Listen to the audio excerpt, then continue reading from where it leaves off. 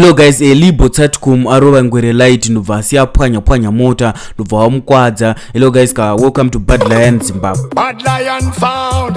So event yakaitika nezuro kuma 2 am. So zviri kunzi mufana Ngwere lite anga ari kustudio achigadzira EP rake maizo. So zviri kunzi mukomana Libho akauya kustudio ndobva vatanga kurova silent skiller maizo, ndobva vacheka mota yake vapwanya mota yake, then ndobva vamubira mafoni yake. So zviri kunzi skiller anga asina conversation na Libho kana any interaction na Libho. Vakomana vakangouya kustudio ndobva vatanga kurova mukomana maizo. So reason iri kunzi Libho akarova skiller ndeyekuti mfana skiller anga achigadzira EP rake ku Big Bad Music studio yacho iri located ku Hood kwana Libho. So mukomana ari kurwadziwa nekuti anzi skiller ari kutora mafans kugeto kwake maizi. So pakaitika bongozozo iri pakazobuda nyaya dzakawanda dzekuti Libho airwadziwa nekuti anga akatenga mageto youth kuti awine mota, awine BM ku Cup Clash, yakazotadziswa noda kwengwere yakazochikora vanhu, yakazoira kuf muring maizi. No, a lot of people muri kufunga kuti maskits,